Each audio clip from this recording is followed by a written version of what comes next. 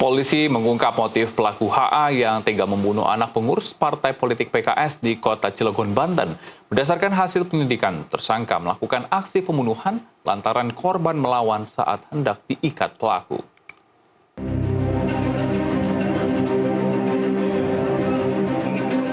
Inilah tampang pelaku pembunuhan anak pengurus parpol PKS di kota Cilegon, Banten. Pelaku yang berinisial HA ini ditangkap polisi saat melakukan pencurian di rumah mantan anggota Dewan Jumat 2 Januari 2025 lalu.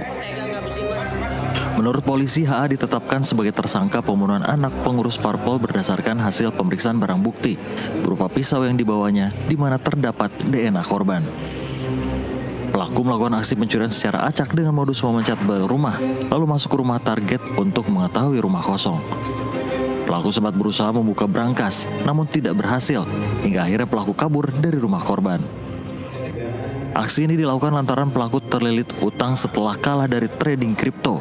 Sementara itu berdasarkan hasil pemeriksaan forensik, korban meninggal setelah mendapatkan 22 luka, baik menggunakan senjata tajam ataupun benda tumpul.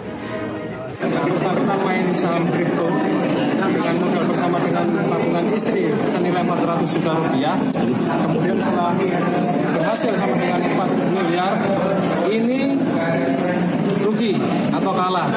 Sehingga pelaku ini meminjam duit dari Bank Mandiri 700 juta, dari Koperasi 70 juta, dan pinjaman dengan 50 juta.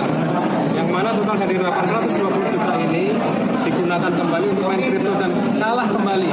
Sedangkan yang bersangkutan untuk memiliki riwayat cancer stadium 3 nasofasring, diri dapat dibuktikan dari handphone pelaku yang tiap minggu harus melakukan pesanan pengobatan di rumah sakit S di daerah Semarang, Jakarta, sehingga karena kebutuhan ekonomi memaksa pelaku untuk melakukan ini. Kasus ini dan pemeriksaan korban itu ada total 22 luka. Dari 22 luka itu ada 2 karakteristik, yaitu kekerasan tajam dan kekerasan tubuh. Untuk kekerasan tajam jumlahnya ada 19, di mana 10-nya adalah luka tusuk dan 9-nya adalah luka tangkis. Jadi tangkisnya juga tajam ya.